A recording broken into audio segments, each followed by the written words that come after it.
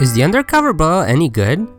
It's one of those weapons that looked really cool in the trailer, but then it came out and everyone tried it and most people never used it again. So, is this a weapon you should consider using? First, let's talk about why most players aren't using the Undercover Brella. Compared to the other Brellas, the Undercover has a weak shield, providing its users with a measly 200 HP barrier. It's also much weaker than the other Brellas, dealing only 40 damage per direct hit. And it's equipped with arguably the worst sub-weapon in the game, the Inkmine. On the other side, this is the lightweight version of the Brella weapons, meaning that you'll get a light boost in your swim speed and run speed for using it.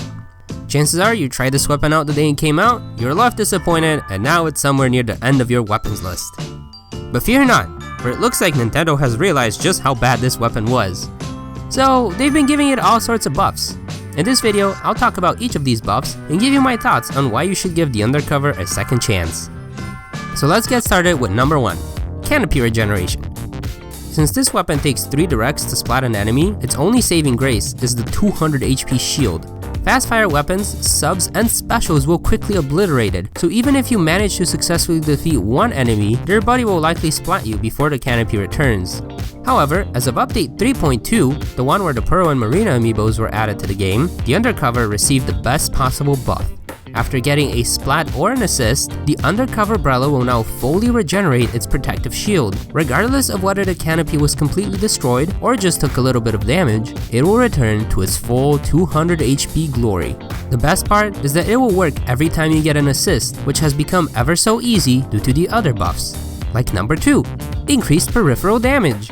It's kinda hard to aim properly with this weapon. However, any enemy within the small circle of fire will take some damage. Up until update 4.1, that damage was only 10 points, but now it's 12. Whoa! A whole 2 points! Big whoop!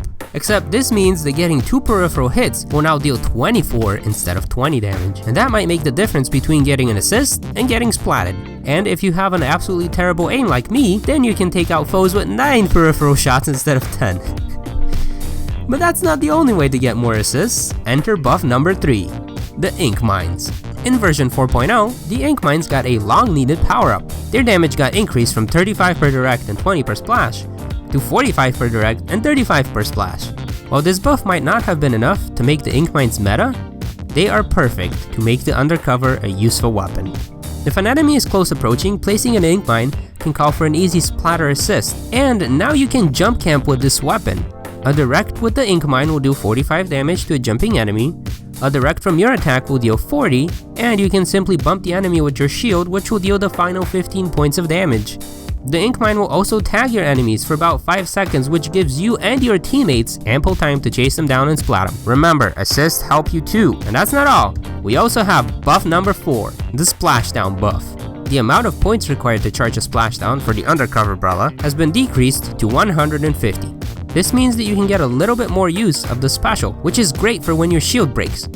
If you get splatted while you're jumping up in the air at the start of a splashdown, you will only lose 25% of your special gauge upon respawn as opposed to the usual 50. This means that you're actually better off taking a chance and using the splashdown as a panic button than saving it just in case. Overall, I had a lot of fun using this weapon, and it made me think of ways I can be more useful to my team. Let me know what you think about the Undercover Brella in the comments below. Are you one of those players that main it, or have you given up on it a long time ago? And if you like what I do, consider subscribing or maybe even supporting me on Patreon. Thanks for watching, and I'll see you in the comments.